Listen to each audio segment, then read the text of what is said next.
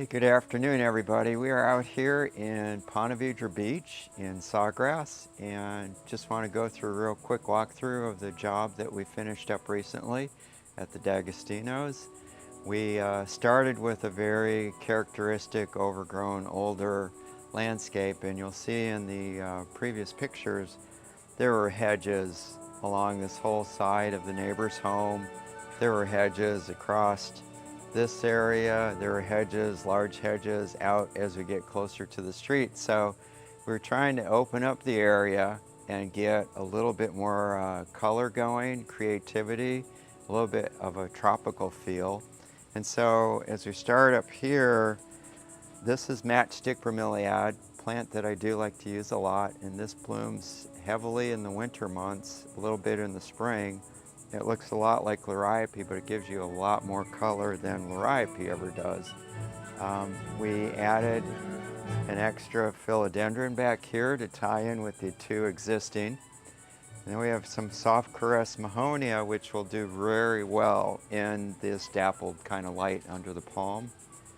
We added, rather than doing hedges, we've added some Chinese fan palms, which will do quite well here as they're shaded by the larger sable palms above them.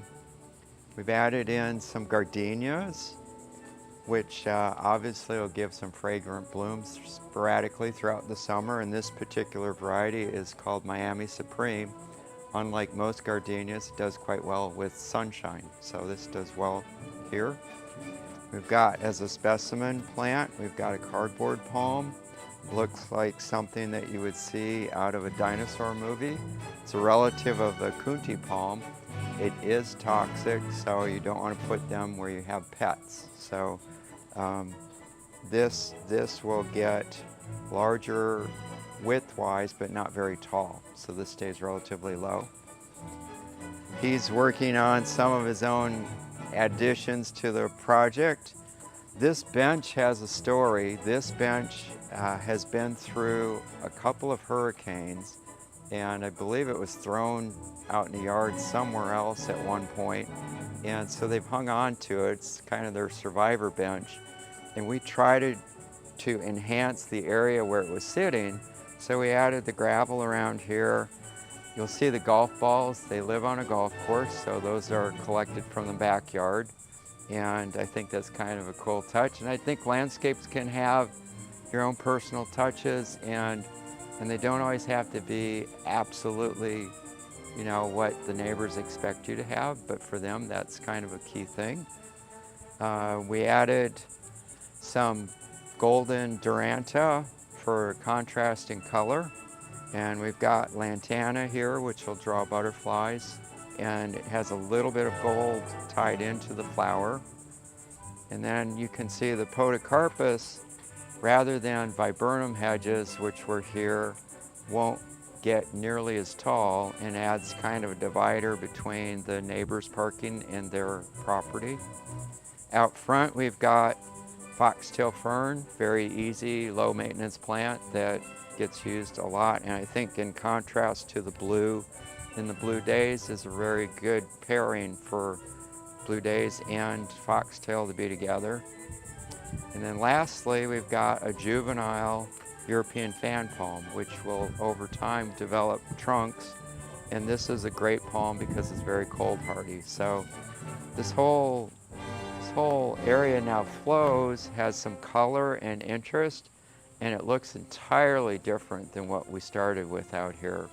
There's some complementary plantings in the neighbor's existing landscape, and they did drive a little bit of the design in the D'Agostino's yard.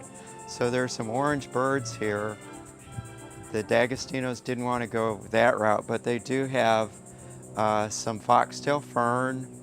They have some agapanthus and blue days, and they also have European fan palms. So there's some similarities in the plantings, and I think when you drive up, it creates a cohesiveness where it's not you're doing exactly this and they're doing something entirely different.